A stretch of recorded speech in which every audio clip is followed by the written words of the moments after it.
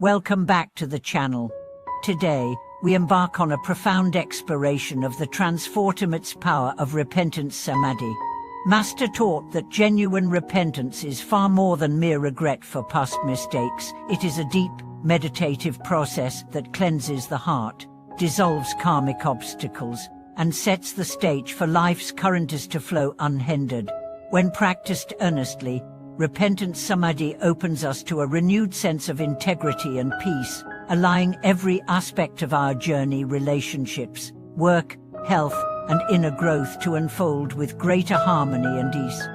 At the core of repentance Samadhi lies a simple yet potent realization: our misdeeds, whether born of ignorance, anger, or attachment, leave traces in the subtle layers of mind that continue to shape our experiences. These unaccumulated stains give rise to patterns of discomfort, restless nights, strained relationships, or inexplicable setbacks. True repentance begins with sincere acknowledgement of these patterns, not as self-condemnation, but as an honest facing of the past. Without such candor, attempts at change remain superficial, and the mind cannot fully release the entanglements that bind it. Master instructed his disciples to approach repentance with three essential elements: recognition, remorse, and resolution. First, we gently bring to awareness the specific actions, words, or thoughts that have caused harm. This recognition is not an indulgence in guilt, but a clear seeing of what has been. As the deeds emerge into consciousness, a natural current of remorse arises, not a wallowing in shame, but a heartfelt wish that such actions need not recur. This remorse opens the heart, softening its defenses and preparing it for genuine transformation. Finally comes resolution, a deliberate vow to abandon harmful patterns and to cultivate their positive opposite. It is this vow, held steadfastly in the depths of meditation, that reorients the mind's momentum toward clarity and compassion. In formal practice, repentance Samadhi often involves meditative visualization. Master guided practitioners to imagine their obscurities as dark clouds within a clear blue sky. With each breath, and with each recitation of a simple mantra, the clouds disperse, revealing the innate luminosity of awareness. The visualization is accompanied by the repetition of vow statements of accountability and commitment that resonate in both heart and mind. Over time, the habitual patterns of regret and defensiveness give way to a luminous field of acceptance and renewed purpose. Yet repentance is not confined to the cushion. As Master emphasized, the true test of its power is how we live our daily lives. When unkind words or impure actions arise, we pause in mindful presence, recall our vow, and choose a different course. A helping hand offered to someone in need, an apology spoken with sincerity, or an act of generosity all become living extensions of our Samadhi.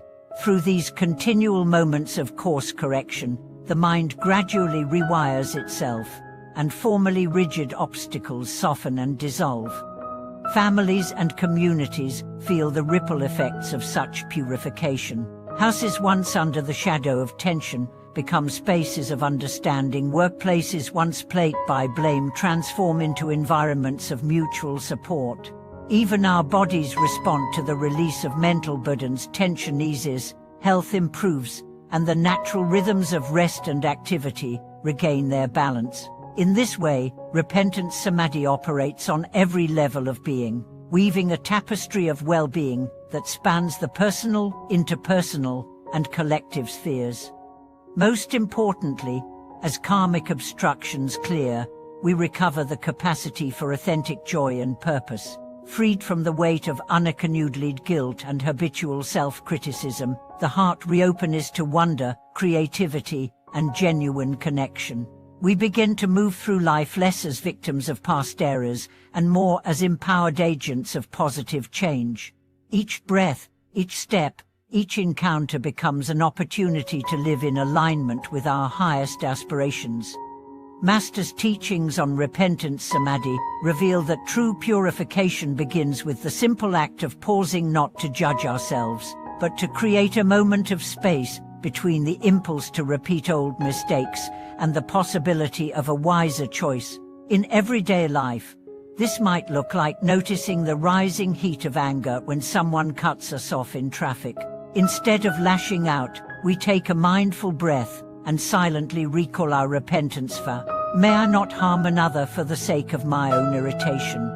That single breath, combined with heartfelt intention, interrupts the chain of reactivity and gently dissolves a fragment of karmic obstruction. Over time, these small pauses accumulate into a profound shift in character. Master shared the story of one disciple who found himself habitually lashing out at his spouse after a long day's work. Through diligent practice of repentant samadhi, pausing at the first hint of frustration, offering a silent apology, and breathing into the heart center, he gradually replaced anger with compassion.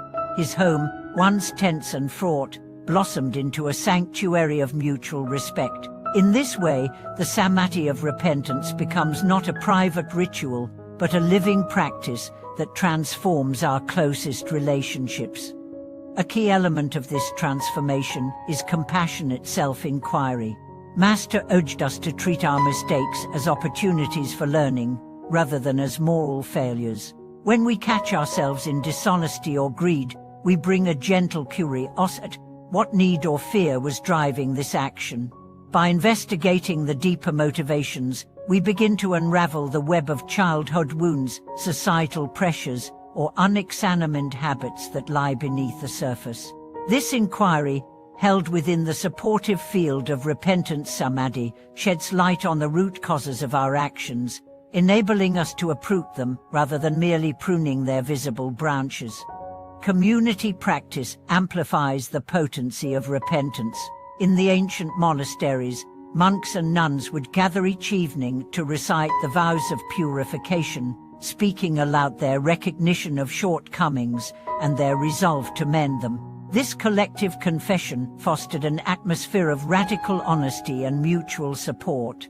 No one suffered alone. Each member's openness encouraged the rest to own their vulnerabilities. Today, we can recreate this dynamic in modern settings: support circles, workplace retreats, or online forums, where sharing our challenges and repentance vows creates a field of collective healing far stronger than any solitary effort. In addition to breath and vow, Master also recommended the method of sacred movement as a form of repentant samadhi.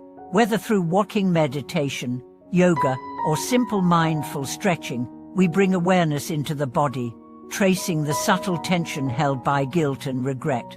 With each deliberate step or gentle bend, we visualize old karmic energies releasing like sand slipping through our fingers.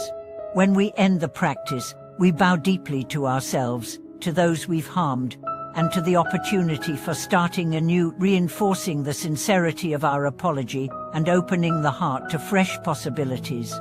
Perhaps most tragically, Master emphasized that true repentance must embrace not only personal wrongdoers but also the collective harm we participate in: environmental degradation, social inequalities, and the unseen costs of our comfort. In this broader view, repentant samadhi extends to mindful consumption, considering the origins of our food, the labor behind our clothes, and the waste we produce. By bowing in remorse before the earth itself, and pledging to reduce our ecological footprint, we dissolve karmic ties, not only with other humans, but with all living beings and the planet we share. As these layers of practice intertwine: pause and vow, self-inquiry, communal confession, sacred movement, and ecological repentance, the tapestry of our lives becomes increasingly seamless. Karmic blockages that once seemed insurmountable soften under the steady glow of mindful commitment.